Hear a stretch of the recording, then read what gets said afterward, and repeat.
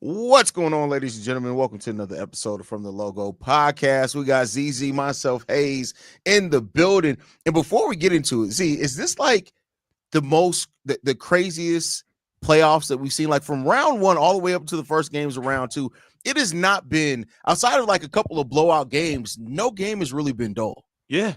If you look at the games last night, I was saying, like, it was my boy's birthday last night.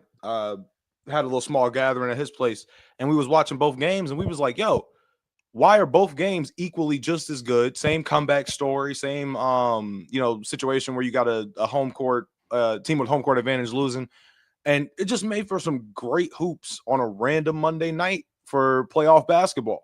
Shout out to Jalen Brunson. Let me just say that. Shout out to Jalen Brunson for realizing, and Mikal Bridges for basically snatching the game away. But shout out Jalen Brunson for realizing, all right, look, if y'all gonna pick on me on defense, then I'm gonna pick on y'all's worst defender. Let me pick on a 40-year-old Al Horford for 3 straight possessions and mouth him each time. Like, bro, shout out JB. All right, that's all I gotta say.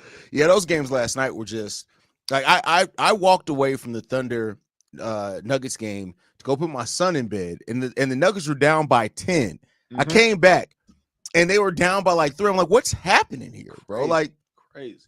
It's been a crazy set of games overall that happened here. The Knicks come back down from 20 plus. I know we're going to talk about Jalen Green, and it's time for him to pack his bags, but I think we have to start off talking about the opening game so far. When you look at it, every higher seeded team has lost the opening game of round two. Started off with the Pacers in Cleveland, then the Knicks with the Celtics, and then the Nuggets and the Thunder. Which one of these games was the biggest surprise to you out of those second round games so far? By far, the Pacers. Okay. Because that was a series to me where I looked at Cleveland in round one, and it was such a advantage that they had, or the tier above the Miami Heat, obviously the one in the 8th seed, but like to blow them out in historical fashion in terms of just the point differential for each game. And then not to mention the fact that the Cavs weren't even 100%, didn't have their 100% healthy starting 5 for the last portion of the games. So for me, I looked at that and I said, damn, the Pacers are going to be in a run for their money, because the Bucks, they were dealing with Dame trying to rush back from injury, and then Dame dealing with injury, and Giannis was literally Thanos in each of those games, but it just didn't matter.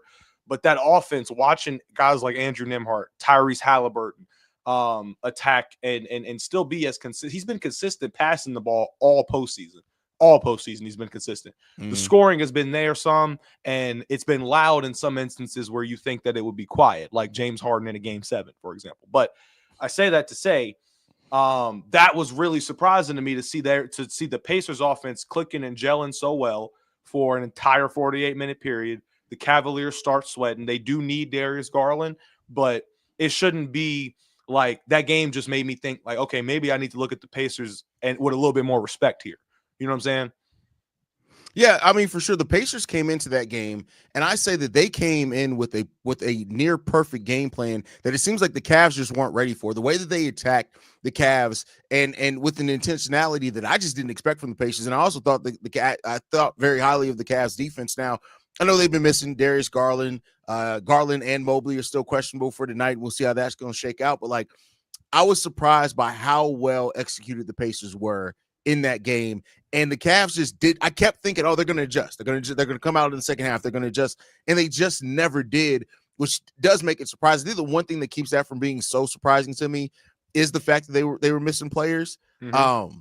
But it still was a surprising victory nonetheless. And it puts the Cavs in a position, especially with the missing players, they have to win game 2. If you go to Indiana down 2-0, I don't care what seed you were, what your regular season record was. That's going to be a dangerous hole to try to climb yourself out of. And that's the thing too, to add on to that point. The Cavs scare me in the regard of the same thing with Darius Garland last year, where he wasn't 100% healthy going into the postseason, and it was something that affected them in the long run, all the way up until when Donovan Mitchell got hurt against Boston. I say all that to say, this Cavs team looked really, really great when they were fully healthy.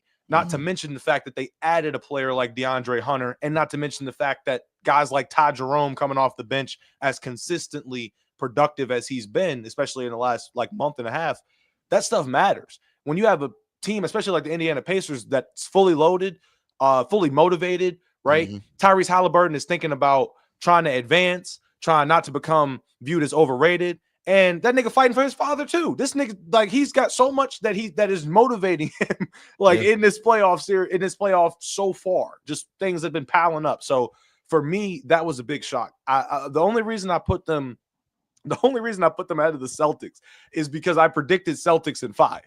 That's the only reason I put them ahead of the Celtics. The Celtics, the way that they lost that game last night, should be put like in the NBA museum of ways not to lose games. Yeah. Like and here's the thing, coming from a Warriors fan, chat, you know what I'm saying? I ain't got no issue with 3-point shooting. Shit, I've been watching that for 10 years. But what I have an issue with, I was talking to one of my boys about this at work. Derek White, 6 of 15. Jaylen Brown, 1 for 10. Jason Tatum, 1 for 9 in the fourth quarter and OT combined. The Celtics putting up 60 damn threes on the night and missing like 45 of them. That is a problem. And it was something that you saw when they escaped the Magic in their closeout game. They shot terribly and still won that game. But if you're running across a team like the New York Knicks that are grit and grind, playing niggas 50 minutes a night, and they got Jalen Brunson just looking to prove himself in clutch situations, or if they're down and they got to come back, they're like Jalen Brunson can put the cape on and play smart basketball. Jalen Brunson taking 3 step back contested threes on Al Horford, but shaking him in the process and still be able to create some space. In the moment, contextualized, it made sense. Jason Tatum getting Jaylen Brown switched on to him, and then instead of attacking him and going to the basket, choosing to shoot 2 step back threes like he in the YMCA. You know what I'm saying? Like, that's a problem. So for me, Boston, and I want your thoughts. I really do want to get your thoughts on Boston. Do you think, because I still think they're still going to come out of the Eastern Conference, but do you think that the volume of threes that they produce on any given night, no matter if it's the regular season or the playoffs, do you think that could bite them in the ass to a team like New York, or a team like the Pacers, or maybe the Cavs? Like, what do you think on that? It absolutely can. Like, that's the problem with the living by the 3, dying by the 3 whole thing that the Celtics have going on. Like, make no mistake about it. They live by more times than not. But in a game like that, like, if I'm not mistaken, the Celtics had considerably more points off turnovers than them. They had more points in the paint. Like, when you just look at those things, they should have won that game. But they kept thinking they were going to shoot themselves out of it, and it was just going to turn on for them. And if you rely on that, right, the thing that I always look, and I believe that Boston can come out the East too, right? The thing that I always look back on when I said that was that I think that this team, if the threes aren't falling, they have a different gear that they can go into. The problem is, do they fucking remember that? No, that's facts. That's facts. That's genuinely facts. Because my thing with that is, like, from a general, I'm not a fan of the Celtics. I fuck with Tatum and Jaylen and I fuck with them boys, but I'm not a fan of Boston. The thing that annoys me is that when I see a team, like, it reminds me of the Harden CP Rockets, a team that you went out and got a guy like Chris Paul, because if you remember in the seasons leading up to Chris Paul getting there, James Harden's biggest issue was the offense becoming stagnant and reliant upon him and only him. When you have guys that they surrounded him with, even back in the day, guys like Eric Gordon, guys like Trevor Ariza, Ryan Anderson, those type of 3-point shooters, the issue that you have is if a team like the Golden State Warriors, a smart team, is looking at this from a 7-game serious perspective, they're going to Draymond Green said it, and Kevin Durant, I think, said it before too. They knew what James Harden was going to do in that series before Chris Paul got there. He was a predictable player.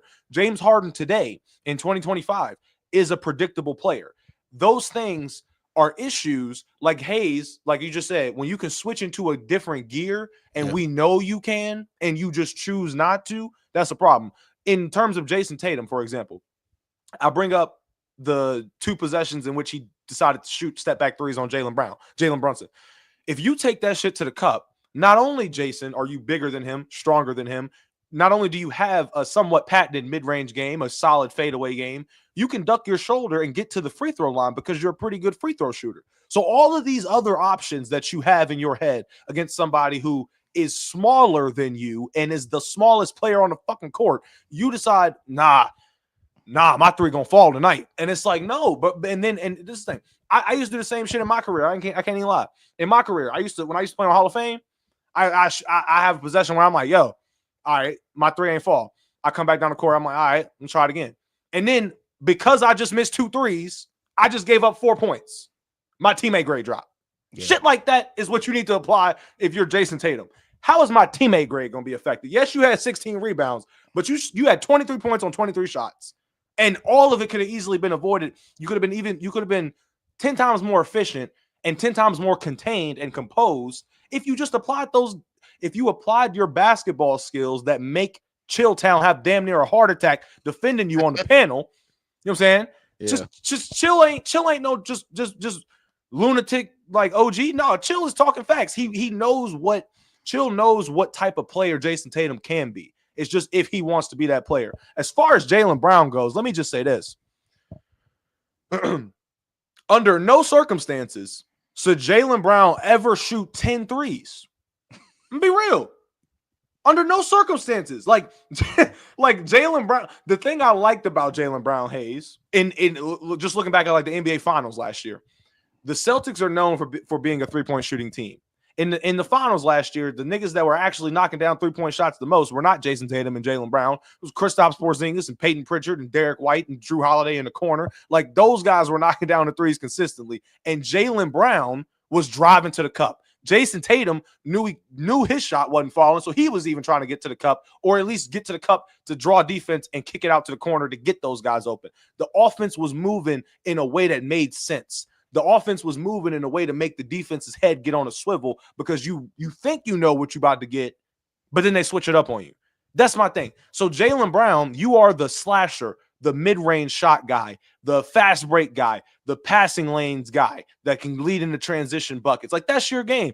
If you shoot 5 threes on the night, you just having a good night. That's it.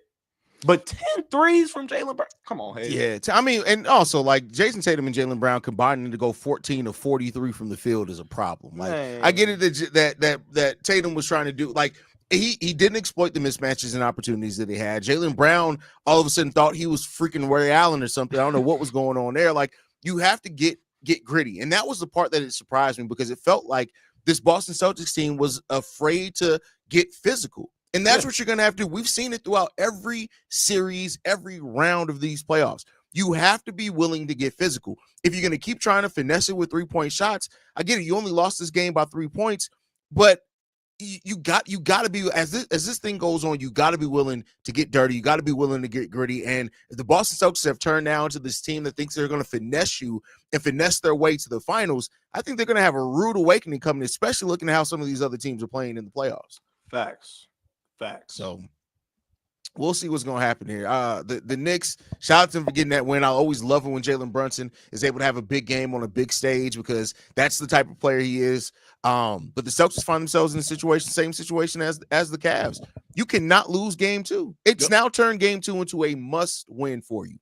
Period. I look at that and I say, and we're gonna get into the Warriors series in a few, but like when the Warriors won game 1 in Houston, my thought process was, okay, Jalen Green played like shit.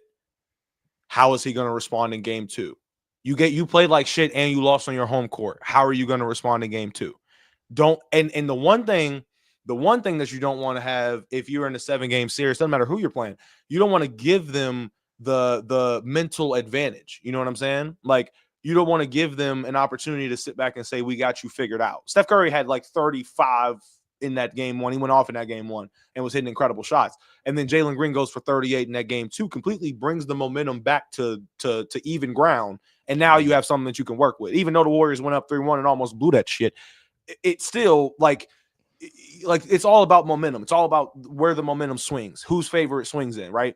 Yeah. If you're the Celtics, this Knicks team was not undefeated. They were defeated by every top team in the Eastern Conference in the regular season. The fact that was in my head going into this series, knowing that the only consistent offense for the Knicks has been Jalen Brunson so far, made me think, all right, Cat's going to have to be an X factor. OG Anunoby and McCall are both going to have to be X factors. Josh Hart's going to have to be glass cleaning a little bit more, right? And you have Jalen Brunson, who doesn't mind. The thing that really gets me, Hayes, is if you look at that last 5 minutes of the fourth quarter, the style of basketball that was being played. If you're a casual viewer, like just a casual, like you barely watch any NBA games and you just turn this one on because it happens to be on cable television and you're watching that final 5 minutes, you're seeing nothing but settling. That's it. Jalen Brunson's threes, like he made them, He settled. But he also kind of needed them based on the moment in the game and the comeback and all that shit. So it made a little more sense. Jason Tatum, Jaylen Brown, Derek White, settling. If Jason Tatum didn't know any better, he could end up in a situation like, you remember how James Harden used to dribble out the clock, dribble down the shot clock, and then just get to the last second, have to do the little step back. Like Jason Tatum is like a few more games away from being labeled as that, as somebody that just does that shit. And it's like their offense, the Celtics offense could look so much more beautiful if the ball moved around more. Like if it'd be one thing if y'all are just swinging the rock around, watching the defense rotate until you finally landed in that right corner or that right wing or whatever the case may be. But it's like, it's isolation basketball, dribble. Oh, I can't get by you. Watch the step back three. Like it's like that's it. Yeah. So yeah, they this Boston Celtics Knicks series is going to be one to watch for sure. I didn't have the Knicks winning more than one game coming into it, so we'll see what they do. If they can win another one, then it'll be a fun series to go back and forth on. But the Nuggets Thunder, this is not only a series between players that are widely considered number one and number two in the MVP voting. The MVP is going to be named while this series is going on. That's another thing to keep in mind here, right? Jokic has a 42-point, 22 rebounds, 6 assist game. Shea has 33 points, 10 rebounds, 10 assists. And the Nuggets come back from being down in this game. And Aaron Gordon gets his second game winner of the playoffs so far. How'd you feel about this game with the Denver Nuggets and the Oklahoma City Thunder? So my thoughts going into this game were simple. Bet on the MVPs. I knew that this, like you said, Shea is looking at this from a standpoint of, I got to validate the fact that I'm about to win MVP, and Jokic is looking at this from, honestly, I think Jokic is just looking at this from a standpoint of, my fucking head coach just got fired and my GM with 3 games left in the season. I don't know what the hell going on in Denver. I'm just trying to win a basketball game at this point. I'm trying to make sure that this season doesn't end up as a complete failure. Like, I don't think Jokic is as locked in on that as anything. I think he's just playing his game.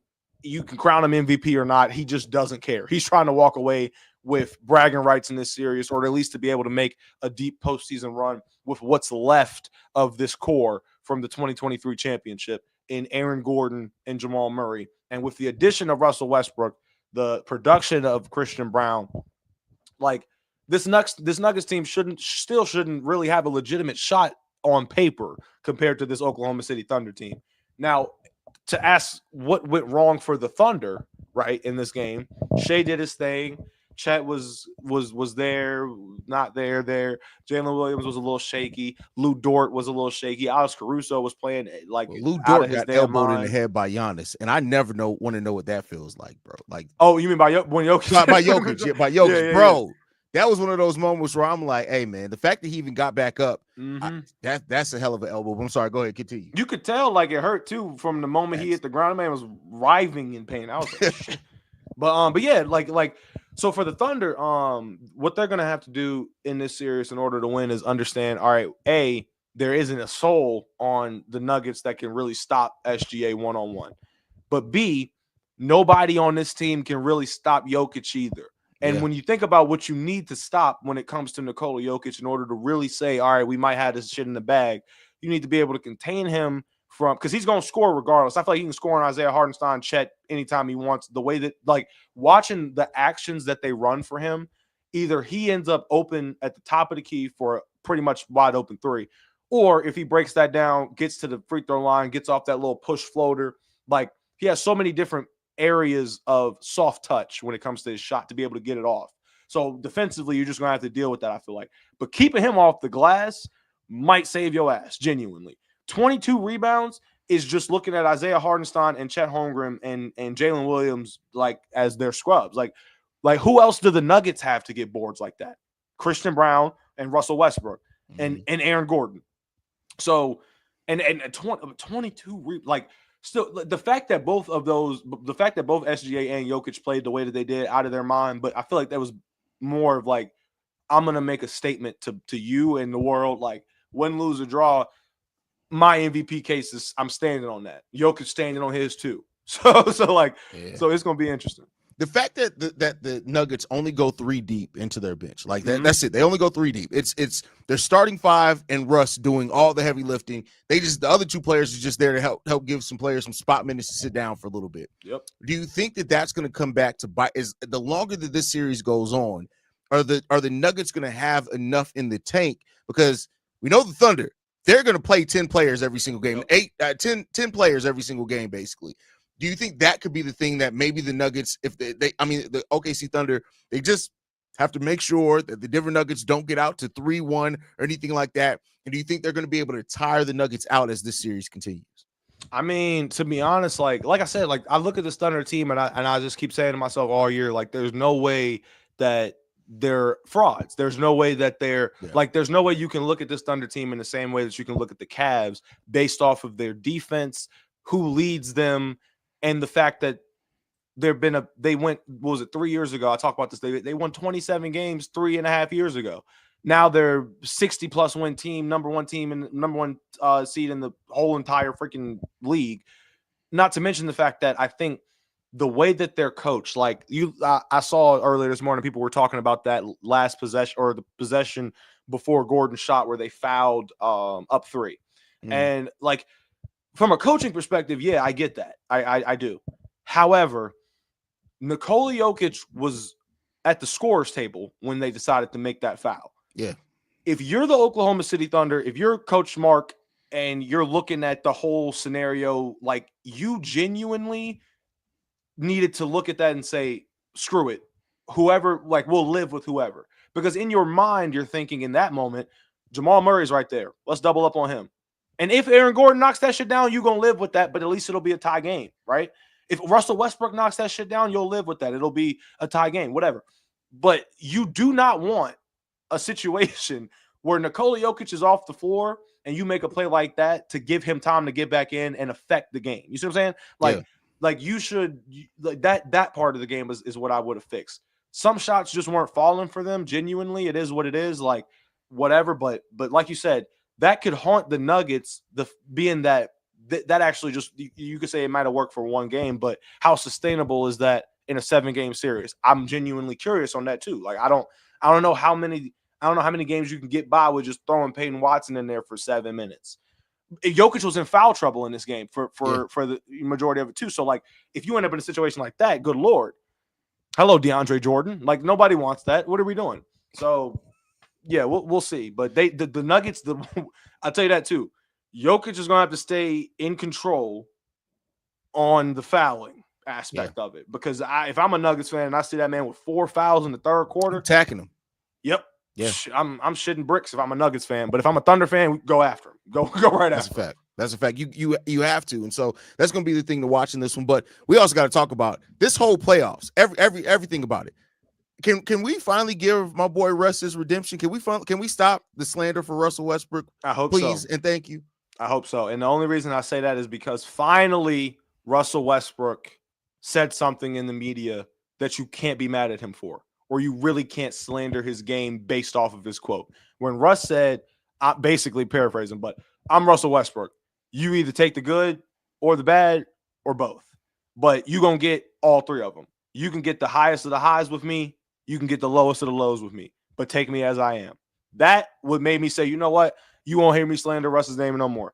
That nigga could go the next 5 games shooting under 32% from the field and 20% from 3, and I wouldn't care because it's Russ. If the nigga got 4 rebounds and they helped him, if he get a late game offensive rebound, and you're watching the game or you see his performance in the fourth quarter, if his defense is on point, like that's what you're getting with Russ. You're gonna get one or the other, or a combination, or a chemical imbalance. Like you're gonna get something.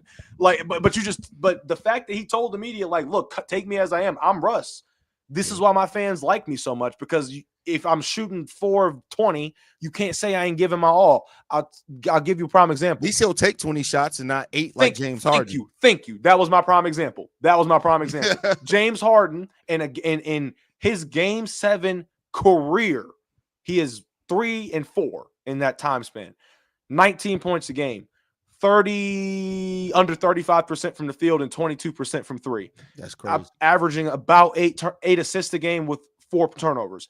So when you look at that and you look at his game sevens, at least within this decade alone, like I remember the game 7 he had against the Thunder in the bubble, that nigga was like 5 of 20 in that game, but he had the game winning block, so it didn't matter. But for me, I was like, he just saved his own ass right here, because had he not gotten that block and the Thunder moved on to the second round, that would have been another game 7 blunder, complete no-show from one of the greatest scorers ever. So that's the crazy thing for me. James Harden is one of the greatest scorers of all time, Hayes. Why the hell are you giving me 8 free field goal attempts in a closeout elimination game 7? Game 7. You were giving me less than 10 field goals, and you once averaged 54 and gave us 60-point triple doubles and shit. Like, this is my thing. I love James Harden. I really do. And I thank him for all the shit that he showed us in the regular season. But in this game 7 alone, you saw what people have been saying, and fans used to say, oh, it's a media-driven narrative. It's not true. He's not a playoff choke. This nigga is the worst superstar game 7 performer in the history of basketball. And I'm not exaggerating. For a nigga that got as many scoring titles, assist titles, an MVP, average 30, average 40, he's averaging 40. That James Harden, the fact that we can't get half of that. I'm not saying go out there and average 40 a game like 93 Jordan did in the finals. I'm not saying that. All I'm saying is if the Martians got the death beam pointed at the earth and they got it pointed at Intuit Dome, I need to know that James Harden can be on the front line and we can trust him. Never mind the fact that Kawhi and his knees are something that we have no idea how contained they are, or if they're not, or whatever. We have no idea what his status is. That nigga showed up in that game, knowing his history, knowing the risks and all of this shit. That nigga showed up. And that's the part that sucks about all that for the Clippers, because it's like you wasted a healthy Kawhi Leonard playoff run. Yes. And we don't know how many of those we're gonna get. Like you just don't know how many healthy Kawhi Leonard playoff runs you're gonna get. Like hats off to him for being able to come back and stay healthy for the playoffs and all that. Because I'm not gonna lie to you, I didn't think it would happen. All throughout the Clippers run, I didn't think it would happen. He did it. Hopefully he can do it again. Right. But you're gonna have to do. You're gonna be another year older. Teams around you are gonna improve. We'll see what you do in the offseason. Doesn't seem like you're gonna have much unless you're blowing it up much latitude to do much with it. Like it's unfortunate that team, despite how good they played throughout the year, how good their defense was, they just in a game 7, James Harden was the James Harden we all worry about showing up. Yep. And that's the thing too. Exactly. Here's the thing. People used to call me a Harden hater. And I was like, dude, I have pictures in my phone of me junior year in high school rocking an entire Harden Adidas fit with the Hardens on the match. Adidas sweats, Harden MVP shirt. I really rocked with this nigga. And I'm a Warriors fan telling you this, right? At the time, what was that, 9th grade? A Minnesota Timberwolves fan because Rose was over there. But anyway, like the point is, I have my list of my favorite players that I love watching. And in that list is a list that is composed of some of the greatest players that we have had post 2005, right? I'm like you said, Kawhi Leonard, we didn't know what to expect from him, but I used to think Kawhi Leonard played boring basketball, but that was just because I hated the way the San Antonio Spurs play basketball post 2014. I just thought it was boring. But Kawhi was the one bright spot. Tim Duncan was getting older. Tony was getting older. Manu was getting older. He had some good games sometimes, but Kawhi was the one bright spot. I want nothing but the best for him. James Harden gave us all those phenomenal regular season performances. What I'm expecting, Steph Curry, LeBron, Kevin Durant, those players get crucified if they don't show up for game 7s. Imagine if one of them niggas had 7 points in a game 7. Oh, but he had 12 assists. They wouldn't give a damn. Steph Curry, Kevin Durant, LeBron James. When I put those 3 names into a sentence and I add that to a game 7, you want to know what I equal out to, Hayes? 30. At least. Yeah. You know what I'm saying? Yeah. So, yeah. And with back on the topic of Russell Westbrook, though, Russell Westbrook, the point that I think me and you were both trying to make is you'll take Russell Westbrook over James Harden in a game 7. I didn't think that I would say that. You know what I'm saying? And it's not because, he's a better scorer than James Harden. Nigga, he's a better scorer than James Harden in a game 7. Specifically. Specifically, I'll take that. Like, I'll take my chances with that, because at the very least, I would rather Russell if they both lined up in a game 7 and for my team, and both them niggas had 7 points. But I looked and I saw James Harden was 1 for 7 and Russell Westbrook was 3 for 10. At least he's in double-digit scoring or double-digit field goal attempts. At least he's trying. Or if that nigga was 3 for 17, Russ had a triple-double one time with shooting god-awful from the field. But he had a triple-double and they won. You'll take the good with the bad. That's what you get with Russell Westbrook. With James Harden, sometimes this nigga won't even attempt to give you any of it. Like, a player like him, who is genuinely a top 5 scorer I have ever seen with my 2 eyes. Like, and I'm excluding the playoffs when I'm talking about this. Yeah. Genuinely. For a player of his aura and scoring prowess and all of that, to go out there and just I don't want to say that it doesn't look like he's trying, but he genuinely looks like he's not trying. Like, he could like if I'm Kawhi, I'm like, hey, Harden, let me get some of that Houston Harden. And Harden looked at him as if to say, like get the fuck out of my face. Like, what are you talking about? I'm going to the strip club after this. Like, what are you talking about? Like, well, the problem is, like, Harden did it like in the regular season, but it's always in the playoffs. Like, and that's why I never really. Once the playoffs start, it's like James Harden is a completely different player in a bad way, where some players turn it on in the playoffs. Like, James Harden can give you inefficient scoring throughout the season, but he's giving you a bunch of assists. He's still putting up points. He's just inefficient scoring, and he's a reason why you're winning games. When the playoffs are on, and the longer the series goes on, the worse James Harden gets. Yes. And that's a problem, right? If you're sweeping every series, you'll probably get the best James Harden in a playoff series ever. You get anything past game 5, it's a crapshoot. If you go past game 6, it's bad. Like, that's just what you can bet on with James Harden. Facts. And that's a damn shame, because that's the thing too. I've gotten into debates before with people about that very topic, and they've said some things to me like, he had to go through the Warriors and what would you do? And then, I'm not a basketball player, but I tell you this, if it's a game 7 and I once averaged damn near 40, you can bet your ass I'm giving you more than 8 field goal attempts. I don't give a damn if I'm efficient or not. Nigga, if I'm in conversations in January, February of 2019, if you're putting me in conversations with Michael Jordan about my scoring, do you really think I'm going to go out here? This ball's to the wall, nigga. We going out swinging. I don't care. Like, but here's the thing that gets me annoyed is that when you watch him, like you said, he gets gradually worse throughout a 7-game, the longer that the 7-game series gets drawn out. But it's what I'm seeing from him in these games. Predictable basketball. If you bring a double team at him, for some reason he's a lot slower when it comes to splitting that double team with a bounce pass or something, or getting it over top to the corner or the wing or swinging it or whatever. Or he's a little bit hesitant on going for that quick first step. He may not have a quick first step as consistently as he once did in Houston, but players like Nikola Jokic and LeBron at his old ass age, what makes them, the similarity is this. The difference is Jokic and the athleticism that he doesn't have, and LeBron's athleticism even at his freakishly old age. The difference is they can turn on that motor when they need to. Jokic in that Thunder game, that nigga was yelling at his team like he was the coach himself, and then proceeded to follow that up by saying, you know what, if ain't nobody else gonna score, give me the damn ball and let me go score. And let's chip back into this game slowly. Let's build that momentum. Let's get a flow going. Harden is supposed to be there, Hayes, to do, and this is why I like players like Chris Paul. I will always love a player like Chris Paul, is because a player like Chris Paul is brought onto a team to control the tempo.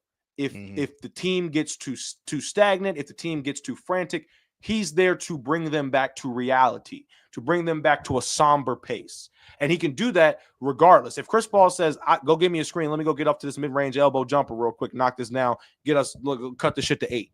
All right, cool. Do that same shit again. Now let me throw you a lob. All right, cool. Do that same shit again, except let me get you to come over here and set the screen and then fade off of it so I can pass you the ball for the 3. And then we're gonna do the same thing again, and then I'm gonna shoot the 3 this time. Like, that's the type, like, just playing chess while other niggas are playing checkers. James Harden is playing like Sorry or Operation or like just something shit that ain't got nothing to do with what the fuck we got going on in this game. He's just not there, and that's a problem. So you take a player like Russell Westbrook, you can throw him out there and be comfortable. You can live with the results. If he shoots 18% from the field, at least the nigga shot. He just had a bad game. John Starks, you remember that one finals that nigga had? He shot atrocious. I'm surprised you remember that. Let me tell you something. I'm an NBA historian. You know what I'm saying?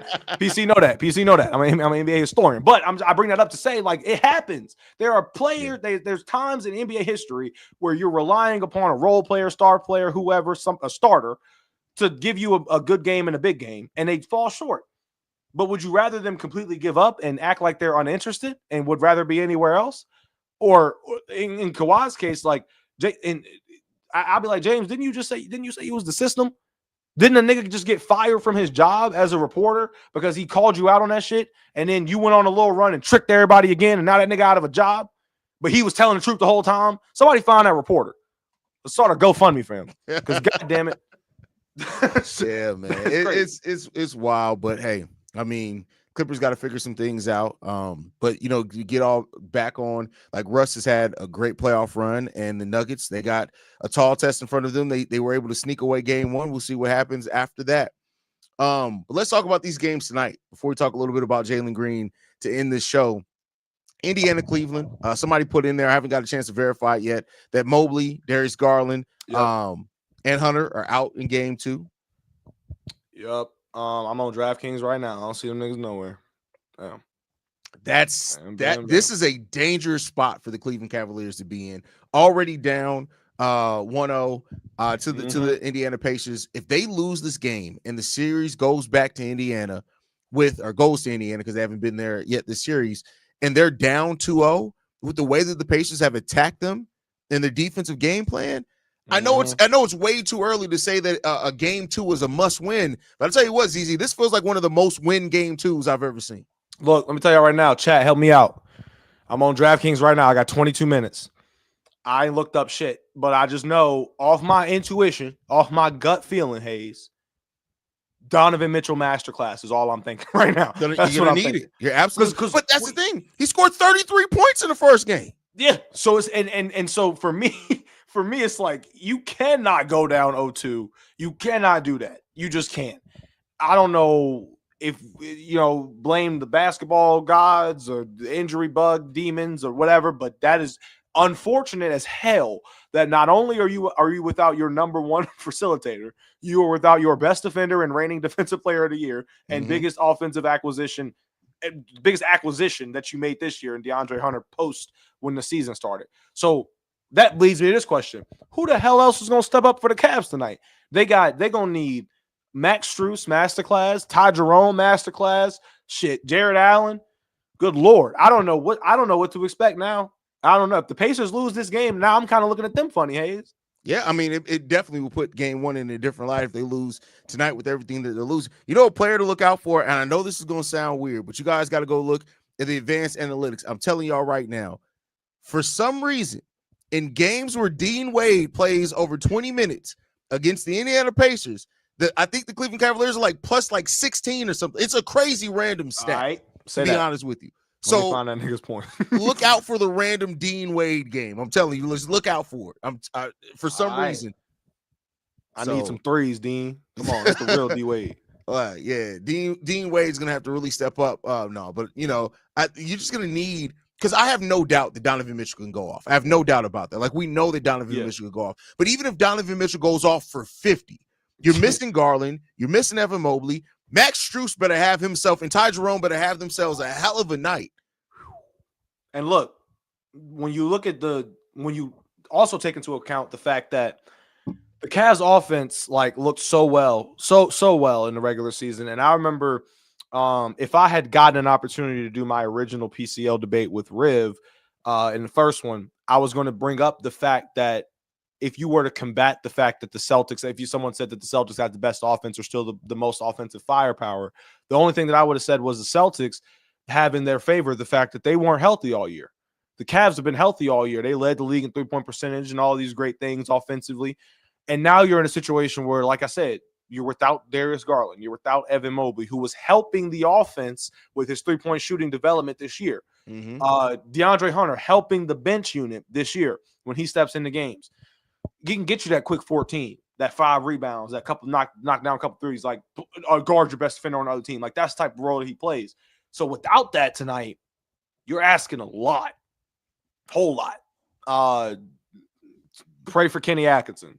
That's all I got to say. Reigning coach of the year, Kenny Atkinson. Pray for Shit. him. Hopefully he comes up with something. He's gonna have to be in his bag today. Yeah. The series that I'm super excited about: Minnesota Timberwolves, Golden State, the 6 and 7 seed, if I'm not mistaken. Yes, right? Sir. Is that yes, sir? Like that's crazy. Like that. So, how are you feeling about the series? Who do you have coming out of the series as it starts right now before the season, the series officially starts? How you feeling going into this one? Well, I said Warriors in 6 against the Rockets, and then by the end of game 4, I said Warriors in 5, and then by the end of game 5, I said Warriors in 6, and then by the end of game 6, I said Warriors in 7. So basically, I say all that to say, Warriors in 6, but the Minnesota Timberwolves are a team. Like, I'm praying that it doesn't go to 7, because even if the Warriors come out of it in 7, they getting 1 day rest type shit. Jimmy Butler fell on his ass in game 3 or game 2 and was out for 1 game, came back in game 4. It's the problem that I have is I think that in the first round, people underestimated the Timberwolves. Mm-hmm. I think in the first round, you could say that I underestimated the Rockets or people underestimated the Rockets. But like I said, my argument going into the series for the Rockets was who's going to score consistently offensively for them. I don't really have an argument like that for the Timberwolves because I feel like Ant going to be Ant regardless. Julius Randle is going to be an X factor. If Rudy Gobert is going to be able to stay on the court is another X factor, because the Warriors do have the best point guard, in my opinion, that can cook Rudy consistently. And that Steph been doing that since Rudy was in Utah, getting him in pick and roll situations, isolation, and then just deep frying his shit. And or something that nobody else is talking about. The biggest matchup in this series, Hayes, is not Ant versus Steph. It's not Ant versus Jimmy. It's not Julius versus Jimmy. It's not Jimmy versus the Timberwolves. It's Draymond Green and Rudy Gobert, nigga. Draymond Green, I saw this stat, and this is a true stat. Draymond in the last round had 24 personal fouls, like 4 flagrants or 4 technicals and 2 flagrants, something like that. That's demon MVP numbers right there, if we're really thinking about it. Like, so now we're going into this series, and the last time that I remember these teams in a heated situation was Draymond having Rudy in a chokehold. Draymond went through all that in a playoff matchup against Dylan Brooks. Rudy elbowed LeBron in the head, and LeBron almost rocked his shit last series. Let him do that to Draymond. See if he make it out. Oh, he won't. He won't. I know that's a good point. I look at this one too. I think Julius Randle is an X factor in this series. Absolutely. Mm-hmm. Like, Julius Randle surprised me, like not only in the play in the series, but like his whole play towards the end of that season, he surprised me. And we know how good Julius Randle can be. Like, I mean, he only goes left, but we know how good he can be, right? Like, right. And it really seems like Ant's ascension, the thing that makes Ant's ascension so just great over the season is that he's lifted his teammates up with him, right? Like, even early in the season when Ant was pissed off and saying, we got to be better, he called himself out. I got to be better, right? That's the growth of a leader. And see, that's the thing that sometimes you can't account for, right? Is that a player going completely crazy, and with a player with a much worse talent, or not as good much talent. Think about JJ Barea against the Heat. Like, nobody expected him to have that type of series against the Miami Heat, right? So, like, Ant is something that you can't really account for because you don't know how far this ascension is going to go for him. Like, Ant, I said it coming into the series against the Lakers, he has the capability of being the best player on the floor in any series. He has that in him. And you see that it's almost like he understands, and he understands too, he doesn't always have to do it with scoring. He's facilitating some of the best he ever has in his career right now. So I know the Ant Steph thing and all that goes on, but I'm looking at how much Ant has lifted up his teammates this offseason. And that's the thing that I'm just like, it's going to be crazy to watch. And the thing that worries me about the Warriors is that when you go back and look at it, Jimmy and Steph accounted for, I think it was 51% of the Warriors' total offense in the series. Now, that Buddy Hield, thanks to Buddy Hield in Game 7, may have thrown that percentage off a little bit with his 33 points. But like, it comes down to if you can slow down Steph and or Jimmy, you don't necessarily have to slow down both of them. Either one of them in this series, that plays into the Timberwolves' hands because okay, cool, Buddy Hield can step up for a game for you. Pods can step up for a game for you, but I don't know, man. This is the series that I think this is gonna go another 7 games, bro. I definitely Look, think this is I gonna can go see another it. 7 I games. cannot lie. I can see it. This is one of those series for me that, like you said, I like that you brought up Ant and his comments that he made in the early part of the season, because I remember that, like, he genuinely looked like the in terms of locker room chemistry, that shit was at a 2 Yeah. at that time, and they went on a rough slid, and then literally the Timberwolves ended up being one of those teams that roared back at the end of the season, and everybody kind of had to pay attention to by the time we got to the end of the regular season. So I look at that and I say, okay, like you said, Steph and Jimmy, that makes sense to me, honestly, just based on the fact that when you look at how they've been since Jimmy's arrival, if Steph is taking up the majority of the defensive attention, then Jimmy just goes to the cup and gets to the line, or Jimmy gets to his mid range or whatever. Draymond Green is going to be an X factor offensively for the Warriors as well, because I'm gonna tell you right now, Hayes, if this nigga Draymond is giving you at least 2 threes a game, at least, the Warriors offense looks differently. Like, just looks different. If he's knocking down, if he starts off in the first quarter and hits 2 threes, then that means that for the remainder of the game, Draymond will find ways to get to the basket. If the defense is so focused on Draymond or Steph coming off of a screen, Draymond will simply rip through and go straight to the cup, uninterrupted and uncontested, because that's how smart of a player that he is, and he understands that there are options and actions there's options within our offensive actions. If Steph isn't available and Jimmy isn't available and this corner isn't available, then that means that this lane should be available, because they're not thinking about me. And Draymond is at his best offensively and defensively when he has that mindset. Oh, you think that I'm not going to score? You think that I'm not going to have an offensive impact on this game? You're going to leave me open in this corner? Okay, bet. You're going to try to foul me, get me to the line. I'll knock down at least one of the bitches. But, like I said, I don't want to rely on that too much, because we will need a Buddy Hield game or 2. We will need a Brandon Podziemski game or 2. We will need maybe a couple Quentin post threes or a Looney rebound in masterclass, right? I can't say Jonathan Kuminga's name, chat, because I don't know if that nigga's going to see the light of day again. I don't know if that nigga's going to see the court again. I don't know. That's up to Steve and how he feels that morning. Like, this nigga, Steve get on my nerves with that shit, bro, Hayes. I can't even lie to you, because go ahead. No, I mean, that's just that. It's the Kuminga thing is so interesting, because even if you want to move him, yes, you play him. Like, it just, I don't understand what the Warriors play is. I get it. He's a restricted free agent. Technically, they can match any deal that he gets. They have enough space underneath the second tax apron to where, like, a team can't try to give him a contract that'll push the Warriors into the second tax apron. So thus they're not gonna match it. Like, what's the end game here with Kuminga? Literally, I don't know. And the thing that pisses me off the most is, like you said, if you're going to trade him, what type of value do you want?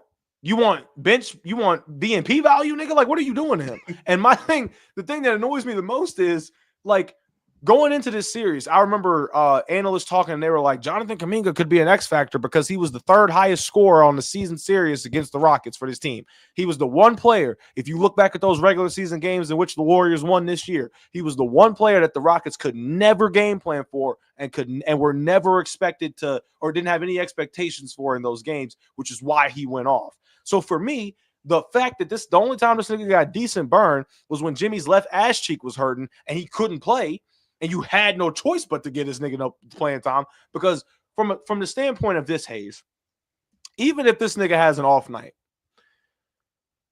the wing depth, the defense, the rebounding, the getting to the free throw line. Before Jimmy got there, the only nigga that got to the free throw line besides Steph, and he barely got to the free throw line, was Jonathan Kuminga. That was the only nigga that could get to the line. And Steve Kerr, the thing that pisses me off about Steve the most is his answers to this shit. Like, really. In the Olympics, I would respect him more if he just said, I don't like him. Thank you. I would respect him more if you just kept it a buck, if you kept it a band, if you was being real and transparent with us. Nigga, in the Olympics, you had the nerve to say, well, it's gonna be tough to get a lot of guys minutes. I mean, nigga, we are talking about the cover athlete of 2K. That's what we talking about. The cover athlete. And I'm not just saying that to glaze. I think that is genuinely something that needs to be pointed out. This was the cover athlete of 2K25.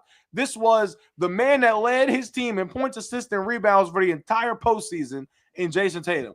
This is a guy that once had the most point, I think still has the most points ever scored in a game 7. I think Jason Tatum still has that record from that Philly game. Like, so there's and then when you think about the things that Team USA needed, right? Yeah, they won, but what did they need throughout that run? Rebounding. Not necessarily. They didn't need Tatum. Devin Booker is a top 3 pure scorer on that team, but they didn't need him to score.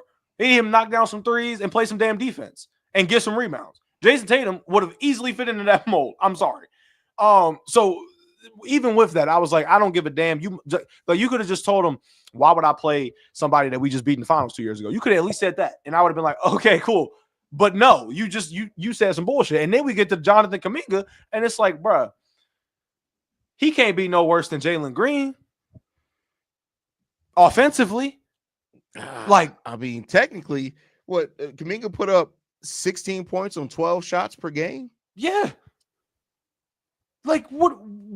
Give the nigga, like, it's like Steve. It's literally like Steve say, all right, damn it, Moses Moody isn't playing well. Who do we got? Hey, Jonathan's fresh. He's ready to go. I said, who do we got? Not who do we think we need? Well, let's bring him out here. And then when Jonathan walks past him, he's like, hey, don't do too much. Like, that's what it's like. He psychs him out, and then by the time he missed his first 2 shots, now this nigga got butterfingers, and Steve is pulling him immediately. Now, Jordan Poole used to get away with tomfoolery on the court, but that nigga still stayed out there. Guy Santos, Corey Joseph, like all these random niggas that were ass at portions, but got leeway. What the hell? What's wrong with Kuminga? I don't know. I don't know, man. Yeah, it is what that's that. You know, we'll see how that plays off in the offseason, because that's going to be the interesting part to watch, how that whole restricted free agency goes. Because if they match what deal he gets, what does that say? Like, what are you doing? We'll see. We'll see. It is what does is. That say? No, genuinely, what does that say? But to get to the title topic for today's episode, is it time for Jalen Green to pack his bags? Let's just go over Jalen Green's performance. Go ahead. In the playoffs, right? So, despite having a 38-point game in game 2, he averaged 13 points per game over the 7 games. He had more single-digit scoring games than double-digit scoring games over 7 games. If you take out the 38-point game and put it closer to the other averages, we're talking about Jalen Green, who's about to start a $33 million contract extension, averaging 12 points per game in a series where they needed somebody desperately to score. He shot the ball 37% from the field, 27% from three-point range. I saw somebody earlier say, well, you know, they were guard, the Warriors were guard, they stopped. No, I'm not throwing him the bell on that one. Like, yeah, I'm not saying the Warriors defense didn't do some of it. Absolutely it did. Right. But there were times in this series where you literally saw Jalen Green was terrified of the moment. Terrified of the moment. So let me ask you this. A, is it time for Jalen Green to pack his bags?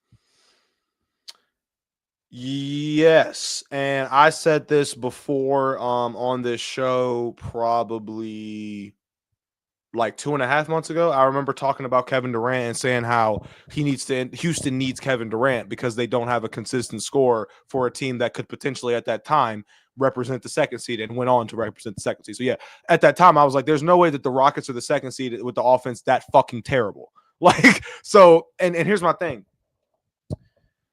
Some people say defense wins championships. Those people would be Nico Harrison. But you need a really good offense in order to be able to be taken seriously with that defense. The Oklahoma City Thunder can fall back on the fact that they have SGA, one of the best, probably the best scorer in basketball, the best scorer in basketball, pure scorer. They can fall back on that. They can fall back on Chet having a reliable 3-point shot. They can fall back on Jalen Williams having a reliable mid-range shot. They can fall back on Isaiah Hardenstein having a reliable floater. How many things can the Houston Rockets fall back on? Alperen Şengün and that weak-ass, ugly-ass floater, that Turkish floater, and then Jalen Green just being terrible. Fred VanVleet, Dylan Brooks, weird-ass jump shot and all that shit. Like, they can't – and Amen Thompson, if he ain't barreling his shoulder into your chest and showing you how springy he is, he don't have no jump shot. I can't tell you the last jump shot I saw Amen Thompson taking this serious. I can't tell you if I remember what his jump shot looks like. Besides, I know what his free throw look like, but I don't know what his jump shot look like. You need a Kevin Durant, Hayes. You need a Devin Booker. You need something. You need a offensive option that you can guarantee. Charles Barkley guarantee that shit is gonna hit, and they don't have that in Jalen Green. They have a consistent option in what's his name, Alperen Şengün. Hold on. 20 plus and 3. No, plus 20. That's because of the positive plus minus. I think people need to understand what plus minus means. Plus minus just means that you were on the court when your team went on a run. It's not an indication of your individual play. It's not what that is. That means that you were on the court. Yeah, when your team went on a run. Because people was talking about James Harden and his assists, and I was like, the nigga was but he was a minus. It can go both ways. Either they're gonna look at the box score statistic and then the plus minus ain't gonna match, or vice versa. And this is a situation like that. But I will say this: Jalen Green, he is young, but I don't think that he is a part of that future. And it's not like he's not a talent or anything like that. And I root for the motherfucker. I want him to succeed. But a player like him who isn't that great of a facilitator and isn't as consistent of a facilitator as somebody like Jalen Brunson, Cade Cunningham, Trae Young, a 45-year-old Chris Paul, doesn't matter. Like, he's not as much as a facilitator as those guys. He's not the scorer of Devin Booker or Anthony Edwards, right? He can get rebounds. He can get you 4 rebounds. That's cute. But the efficiency is just not there, bro. The consistency is just not there. You can't rely on him in a 7-game series to give you what you need, right? And then you end up having to fall back on guys like Dylan Brooks or guys like Fred VanVleet, who that's not – you may have paid those guys, but you didn't pay them to have this responsibility. You're building around Jalen Green and Alperen Şengün. And if you look at it from the standpoint of Alperen Şengün, he was able to consistently give you rebounds, consistently give you around the rim scoring. He was having a tough challenge getting guarded by guys like Draymond Green and guys like Looney and guys like Jimmy from time to time, but he was still holding his own. Jalen Green, anytime he attacked downhill, did not look like he was under control by the time he got his gather. Did not look like he was under control when he was in the air trying to pretend like he was 92 Jordan. He didn't look under control when he was shooting step back threes contested, heavily contested. And so when you look at all those things, you find yourself in not so great flow. And then you end up kind of like he ended up in a situation where he just ended up out of the offense, stuck in a corner. You just can't provide for us. I'm sorry. Now the best option looks like a Fred VanVleet and Alperen Şengün pick and roll or a dribble handoff or something, whatever they can do. Like Ratsu, Şengün does need to grow, but he don't need to grow as much as Jalen Green does, like offensively. If he knocks down a consistent 3-point shot, then he's good. Jalen Green needs a consistent 3-point shot, a consistent drive, a consistent floater game. Like he needs those type of things, and he can work on that in the offseason. I'm saying, like, I don't think they should just ship him out for anything. You know what I'm saying? But if you're looking at the team and the growth aspect, this man isn't even like one of your best defenders. He can play defense, but he isn't one of your lockdown best defenders. Torrey Easton's a better defender than him, but you'll take what you can get, right? So if he's not offensively helping your team out, Hayes, how much is that defense really worth that he's providing? That's where I'm left. Yeah, I mean, and that's the question that the Rockets have to ask themselves, right? It's like you're ahead of schedule, right? So if they didn't want to try to make a big swing now, because they are, I view them as ahead of schedule. Like when you look at where they were last year to now, like if they don't want to make that swing now, great. But I do think they are in a position where it would make some sense for them to go ahead and make that swing. And the reason why is simply because, like, everybody kind of believes Amen Thompson is eventually going to be their best player, right? Like, I think everybody agrees with that for the most part, right? And if that's true, you have the opportunity to go out and get a star now using your assets and things like that, putting Amen Thompson in a place where he can learn more. You don't have to rush him to become your number one guy. You can bring him along more slowly, and then you can have 2 timelines, which is dangerous to be in. I'm not saying it's a surefire thing. You can move off some of you have a lot of draft capital. You have a lot of young players. You can move off some of those guys, bring in somebody now, let's say a Kevin Durant in this case for whatever it is. And then by the end of that, Thompson's your A1. And now you can't by then the assets that you've given up, you've probably recouped them at that point. Right. And now you have another player that can attract more people and keep that thing going. That's the question that the Rockets are gonna have to ask themselves as this offseason goes on. You also have to say too, like to your point, if they let's just say it is Kevin Durant, you're looking at the pros and cons of the situation. I'm not saying that their offense is going to immediately shoot to number one in the league, but you're willing to take a chance on Amen Thompson's development if he's next to a guy like Kevin Durant, who's teaching not only him, but the rest of them niggas how to shoot a basketball consistently through 7 games. Fred VanVleet was their only fallback option and the only thing that really kept them in this series from the perimeter aspect of it. But if you do bring in a Kevin Durant, Amen Thompson can learn from him the same way that Kevin Durant learned, or guys were learned. Cam Thomas was learning from Kevin Durant in Brooklyn, or Bol, but it ain't really stick. But he had that opportunity. You know what I'm saying? like Devin Booker. How much basketball IQ you think they're spitballing off of each other just in terms of how to get buckets? Like, so if you're Kevin Durant and you come to Houston, you can change their entire identity offensively and learn some things from Amen about how to be a more impactful defender even at your old age. So there's pros both ways. There's pros both ways. The question is, who is the right fit to revamp that offense? That's the question. Do they go for a point guard? Do they go for a shooting guard? Do they go for a small forward? They don't necessarily need a big. They don't even really need a small forward in terms of if you're trying to, like you said, build Amen Thompson into the next star. But I will say this too. Guys like Amen Thompson, I hope, don't fall into the Bam Adebayo trope where it's like we end up waiting 6 years for this nigga to get a jump shot, or the Giannis Antetokounmpo trope of waiting on him to get a consistent jump shot. Yeah, and even in Giannis's case, the only thing that gets him by is the fact that he can duck his shoulder and can't nobody take that. And he can still drive in and dunk, and he can knock down a mid-range fadeaway every once in a while. But players like him don't even need to have that deep of an offensive bag for every other way that they can make up for putting the ball in the basket. Amen Thompson, I don't want him to overly rely on his athleticism because he can end up in a situation where his calf is hurting like it was in Game 7. That's true. That's true. So if he can get a reliable mid-range, maybe a floater, maybe a three-point shot, even if it's just from the corner, like something, yeah, that'd be great. Do you think so? When you look at the potential that we've heard could be, I know Giannis, they talk a lot about him, but I don't think Giannis is moved unless he goes into that front office. He's like, get me up out of here right now. Mm-hmm. But if you want to throw Giannis in there, Giannis, KD, Booker is another guy that that you could talk about that could be out there. Who do you think is the one that they should pursue if they are going to decide to go after a scorer this offseason? Honestly, I said Kevin Durant just from the standpoint of where can Kevin Durant go that makes sense for him at this stage in his career, because we know he's not going to be in Phoenix next year. Yeah. Same exact logic for Devin Booker, but it's different because if Kevin Durant goes there, he becomes a reliable offensive option. It's about the pieces that they can retain in that deal. If Devin Booker goes there, like, he essentially will become the main guard. And then you're asking, how important is Fred VanVleet going to be on this offense? With Kevin Durant, I think Fred VanVleet can still be Fred VanVleet if they're able to retain him. I think Alperen can learn a little bit from Kevin Durant as well. And then Giannis in this equation is interesting because that front court becomes more interesting.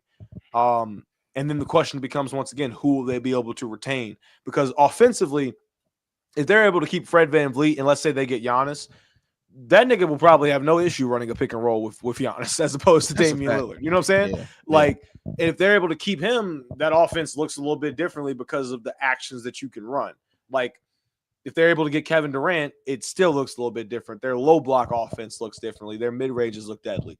If they're able to get Devin Booker, he has proven to be able to facilitate, right? He may not be a natural-born point guard, he's just a score-first guard, but that offense can still look like something. So I think you have a different look as a team either way you go on those three guys. Gifted. Good point. What's good, my boy? What's good? What's good? Apologies for missing pretty much all the episode. I had a family emergency I had to deal with. Everything's fine. But it's set now. I know we don't have much time, so I'm gonna give you a couple quick hitters. Jalen Green is ass. He was getting back shots before. I never thought he was gonna be a real player since that video came out. That's number one. Golden State did not blow a 3-1 lead, so all of you Lakers stands, LeBron, Dick Ryder, whatever you want to call it, Can't get your rocks off. So now you're hate watching in the Wolves thing. I do think this series is great because even if the Warriors lose, I still win because I want Anthony Edwards to be great. Yep. And for him to be all members of the Big Three would be a very big accomplishment for him. I also think if he doesn't do that and the Warriors do win, that'll really set Steph out from the pack as a guy that made it on a team that's a 7 seed and wins 2 back-to-back series not having home court advantage. When a lot of people are just outright picking the Wolves to win because they are a good team and they dominated a team with no big and really no real defensive pieces. So that's number 2. Number 3, Cavs are cooked. Hate to say it. Wow. I love the Cavs. Listen, I've loved the Cavs for the entire time. I say this because if you're telling me that you don't have Garland for the majority of the series, you're going up against a really good Pacers team that I've said on the pod before have had a very good defense post All-Star break. Yep. Every player can shoot or do something with the basketball, and they put so much pressure on you offensively. Meanwhile, with the Cavs, Mobley is out tonight. DeAndre Hunter is out, and so is Garland. And they have serious injuries that realistically, if this weren't a playoff setting, they wouldn't be playing for multiple weeks. Mm-hmm. So that really makes me feel like if that's the case, they need to be as full strength as possible to have a chance to beat this Pacers team, and I just don't think they do. So I probably had the Pacers in 6. Initially, I had the Cavs in 6, but based on how game 1 unfolded and what I just think of the Pacers, I'm switching my pick to Pacers in 6. That's my take right now. Wow. Okay, I'll take a couple quick hitters for you right there. I mean, that wasn't quick hitters. You came in throwing haymakers, my boy. You know, like that one person that is somebody that there's a bunch of people fighting. They come from the side, just yop. That was what you just did. The Jalen Green thing. The question I was asking is easy before we get up out of here. Is that if you're the Rockets, who do you target this offseason if you're going to make a move for a star? People are going to say Devin Booker. I can understand why they would say it because they need someone to help get their offense going. I think obviously KD makes the most sense. Contract wise, he's not going to cost you as much as Booker will because he's making more money. KD is also going to have lesser years left on his contract unless the Rockets choose to extend him to a longer contract. And I just think that, like, if you watch the full 7 games of this playoff series, they just needed a guy that could get to the free throw line, make efficient shots, be another heavy volume shooter in terms of off the bounce or just a catch and shoot, and just give them something in the half court. Yeah. Their whole offense was, hey, we're ass. We know we're ass. But we're going to beat you on the possession battle so badly you're going to cry about it because we have Steven Adams and we have some very good bigs, right? Respect to Operation Goon. Mm-hmm. He had 49% shooting in the series. Not great, but watching the game, he was literally their best source of offense because that's how invisible Jalen Green was. If you take out the 30-point game he had, which is hate, I don't care. He's averaging 9 points for the series. He was ass. He's got to go. So whatever trade it is, I think they should be open to any type of trade. But I think Durant does make sense for them. Now, is it enough to win? That's another conversation.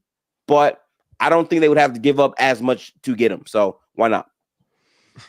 It matters like how they plan on playing the Fred VanVleet contract, right? Because like they have to make the decision on him in 3 days, whether they're going to guarantee that contract or not next season.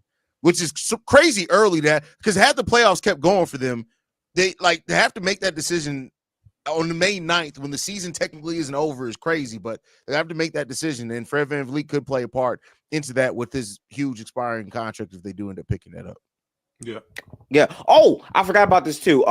Aaron Gordon, 2 game winners, insane. Yeah, 2 game winners. I saw Alex Caruso have the best game of his career, and this OKC team that I believed in all year long looked like a complete rookie team that was not ready for the moment. Multiple bad decisions, fouling up 3 when you have an all-time defense is crazy. But it's even crazier when you all know that Jokic is on the bench. So when you foul, you're opening an opportunity for Jokic to get back in the game. I just felt like the process wasn't great. But also, we're not killing them as much if Chet makes his free throws. He didn't, though. He missed both of them. And I'm not going to lie to you, Hayes. This might sound like hate, but I'm here. I was watching the game, and at that moment, as soon as Chet missed that second free throw, in my mind, I said, this shit's over. And they still had to score. right? I didn't know like what the look or the shot was going to be. It felt like the game was over. And when I saw Aaron Gordon get that 3, I knew it was over. And then he made it. So that makes it such a more intriguing series. I love that because initially I believe I had them in 5 games. I don't think this team is beating them 4 straight after this. It's very possible, though. It's very possible because they did not shoot the ball that well. But I think Denver is definitely giving up way more of a fight. Their defense all postseason long has been a lot better than we anticipated. So shout out to them on that. Oh, sidebar. James Harden, you sold the shit out the series that you should have won because the Clippers had James Harden for like 20 minutes. Keep going. Yeah. But Worst at the same time, of all time. I'm not going to focus on Harden because everyone does. Kawhi Leonard, let's talk about you. My GOAT. The guy that like is the best playoff performer. People told me he's better than KD and Steph and LeBron in the playoffs when he's healthy. He's a walking 30 points. Not gonna lie, you were kind of average for a star, right? Like, okay, he averaged 25 on, but if you watch the games game by game, it felt like he was giving them performances that just were not enough, if we're being honest, right? And in game 7, for him to not empty the clip like he did in game 2, to me, if Steph or LeBron is in that same situation, we're killing them. And this is a player that is not nearly the same offensive engine those guys are, which is why we have them over him. So I kind of have a problem with that. I do feel like he's a bit Teflon, and I feel like the pressure on him to perform in these moments should be a bit higher when you don't play for the majority of the regular season, and these other players do.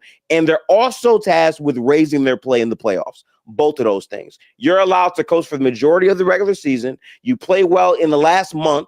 We gas it up. It's great. And then when you're in the series, you can lose. And now we're going to all blame Harden, despite the fact that we know coming in, Harden is a pretty inconsistent guy at times. So we're looking at you to be the bridge for that. You weren't the bridge, but you don't get killed because you don't say anything. I think that's bullshit. Just want to call that out. No, okay. I will say this. That is a very fair assessment, Gifted. I props to you for that.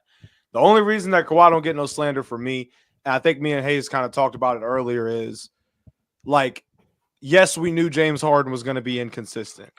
But when we talk about a game 7, like, okay, so I think about this, Gifted. The reason I think what you just said is a fair assessment is because I think back to the bubble when the Clippers blew the 3-1 lead to the Nuggets and to the same team, right? But in that game 7, I think Kawhi had like 8 points or like 10 points. Him and PG were both no-shows. So this is another situation. The only reason I would give Kawhi even a slight glance of like disgust is because this is another situation where it's another game 7 and you can make an argument he underperformed. He performed 10 times better than James Harden, who we expected to underperform. But in the same breath, like if you're in a situation like Kawhi, you're thinking, okay, my second scoring option is James Harden, and I have to rely on this in game 7. Never mind Norman Powell and all the great shit he did this year. Never mind Ivica Zubac and how he's given you 15 and 11. He was the most consistent player in the series, by the way. You know what I'm saying? Yeah. But he's probably thinking, all right, I got to get at least 20, but damn it, James, can you shoot it more than 8 times, nigga? What are you doing? That's my thing, right? Because James Harden didn't shoot the damn ball, we don't know what the offense could have, should have, or would have looked like had Kawhi had been on one like he was in game 2. And I'm here to tell you that didn't matter to him at all in game 7 when Van Fleet wasn't making anything. Like when his Raptors team was shrinking in the moment, the only 2 players on the court that were taking shots were literally Kawhi Leonard, who took like 43 shots in that game, and not even Pascal. Was it Marc Gasol? Ibaka. Ibaka was the other guy. Surge. I forgot you played. Yes, Ibaka was the other guy. So like my only thing is I hear you on all those things. My thing is he gets praised consistently when he has games like game 2.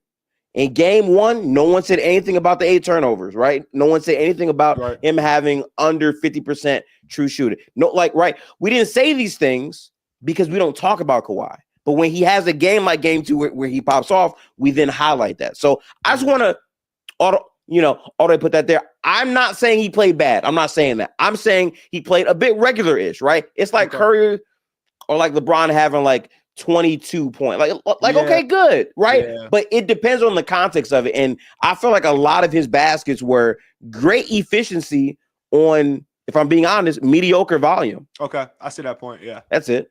Yeah. I can see that.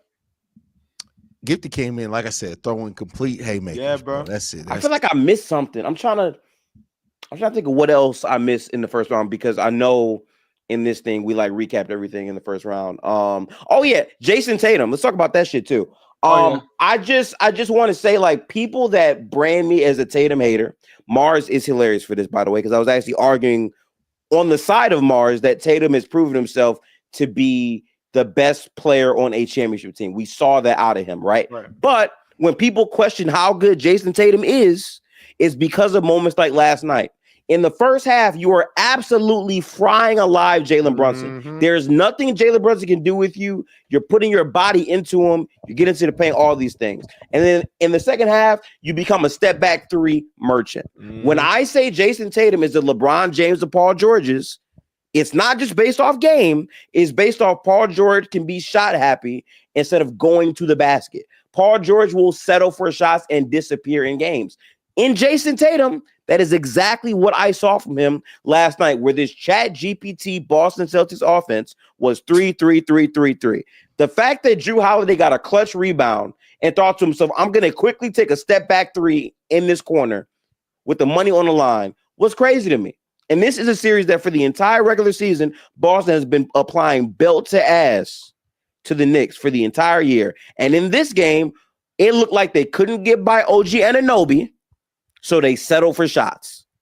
And I said this earlier, Boston's a great team. If you have them going to the finals, that's fair.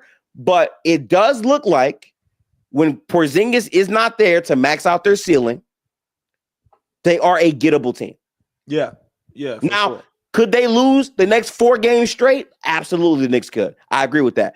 But losing game one in general makes this a more competitive series, and that's all I wanted. So I'm going to take that. But should be fun. I don't think there's any other thing that. Oh yeah, the Lakers. I forgot all about that. The whole Lakers at 5. It wasn't 5.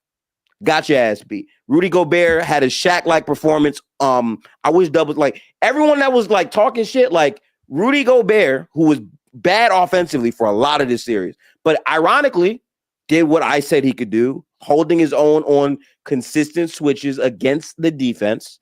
In the final game of the series, said, okay, I'm going to have 27 points, 24 rebounds, and I'm going to look like a man amongst boys because you have no center. Because Jackson Hayes not only isn't playing, but is also ass. Mm-hmm. So, yeah, but that's fine. I think Luka needs to return to form. Obviously, that's a problem that has been there. He looked very, very bad defensively for the entire series. I agree. But I also don't think this is a regular year for Luka. He's been injured 3 times, and he got traded. I need more sample size before I'm off of the Luka train. I hear a lot of people saying he's like a 8 or 9 or 10. I'm like, he's still very much so a top 5 caliber player, but he had a down year. That's fair. But I don't think that is the real Luka that I know, because last year before he got here, he was way better than that. So I'm not going to do all that. Luka got one more playoff run where going into it, like, because here's my thing with Luka. He is in the playoffs, gut feeling wise, like if you had a gun to my head, I'd tell you he was the best playoff scorer when healthy, right? But that shit don't mean nothing if the other team can exploit you because of your lack of willingness or ability to defend. The Celtics going into that series, people and Gifted, we know anybody picked against the Celtics in that series just hated the Celtics. That's just what it was. But going into it, people were saying, yeah, Luka's going to get attacked on defense. Shit, Kawhi, they were saying Kyrie was going to get it worse. But what actually happened was Luka was getting blown by at a historic rate. Sometimes looked like he could care less. Sometimes when he fouled out, that was the dumbest 6th foul I'd ever seen in his career so far. But moments where he lets his emotion get the best of him. So for me, I'm like, all right, I know for a fact that if Luka, it's not just like about Luka getting into the gym. Like, it's not just about that for me. It's just the effort part. Right. Like, if he, you know what I'm saying? Like, it's like, that's the reason why I can't just, drop this nigga like a toy. Like, I'm like, if you are locked in offensively, and some players, it takes them having to knock down a big ass 3 to just lock in defensively and go on a run. Luka, I feel like, is one of those players. Like, if the offense is flowing so well, he's one of those ones that can knock down a deep 3, come back and just, slap the floor on defense and try to lock in. That's what it's about. Sometimes he can get you a weak side block. He can, cook the passing lane and read something like that. He can read a coverage. Like, that's the type of player that he's a smart basketball player. So I find it very hard to believe, Gifted, I'm with you on the fact that, like, it's so easy for us to just be like, he's just, unplayable almost. Like, this nigga ain't the best playoff scorer walking God's green earth today. Yeah, he still averaged 30 points in the series, which is funny, by the way. Yeah, because I couldn't believe he did that. So I'm just like, but genuinely, I think that he'll have an offseason this year where once they get a good idea of what the team is going to look like going forward, they do need a big, and they know that. Once they get acquainted and all that, this team can look dangerous. If Luka's locked in and healthy, and they have a healthy roster, and they have a good piece, they could have used Mark Williams, I swear to God, but it sucks. Shit happens. They had Jackson Hayes and the Bucks. You just jogged my memory. I forgot. Yeah, the Bucks sucked.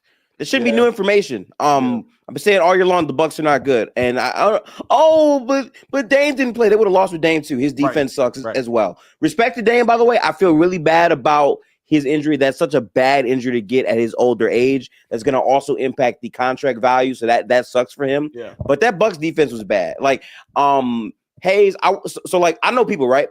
People have been talking about who will win between 100 men and one gorilla, right? 100 high schoolers versus the Bucks defense. Oh my God. They can get it. If they really put their heads together, they can score a basket against this Bucks defense because it was ass. It was really bad. It was really, really bad. And Giannis tried his best, but let's also be honest. He dominated this series. He did. But anyone who is still in the camp of Giannis is the best defender in the NBA. He can guard 1 through 5. Well, I saw Halliburton hunting him and got a free basket on him for the game. That does matter. Yeah. So, yeah. I think that's everything, though. Yeah, we got to get up out of here. Cavs are almost first, and the Cavs are actually up right now at the end of the first quarter. So, they're a big one, bro. So we'll see what happens there. But any last thoughts, fellas, before we get up out of here? Go see Sinners. If you haven't seen Sinners, go see Sinners. Great movie. I need to see it. Absolutely. Great movie. But yeah, that was a phenomenal IMAX movie. That was really good. I've been ducking spoilers and shit. I'm surprised. You've been ducking spoilers for almost 3 weeks. Yeah, y'all don't know how good I am with that shit. I'm telling you right now, like damn, like once like prime Avengers years and shit, and prime. By the MCU. way, go see Thunderbolts. That's another one. I've been hearing nothing but great reviews, but for both movies, nothing but good shit. Nothing. But I've ducked spoilers as much as I could. I done seen some clips of some scenes and shit, and I'm like, look, the fact that Michael B. Jordan's in it anyway, you know what I'm saying? As a black man, he got me sold. And then at Thunderbolts is like, I have to see if the MCU got worse. So the interest is there either way, right? I'm gonna see both of these movies within the next week. So we're gonna see how that. We're gonna see. Thank y'all for tuning in, man. We will be back next Tuesday. Hopefully the whole team's on. We'll see what's going on with Bama, man. We appreciate you guys for sticking through with us. You guys can go follow Gifted at Gifted Hoops. You go follow ZZ at everything ZZ does, because ZZ's all over the place. I saw a random video on YouTube with you on it. You were talking like some dark skinned dude. I was like, "Where's ZZ over here?" Funny. That's funny. We'll see you guys on Tuesday. All right, y'all. Peace out, y'all. Locking in on the playoffs now. Salute. Oh man.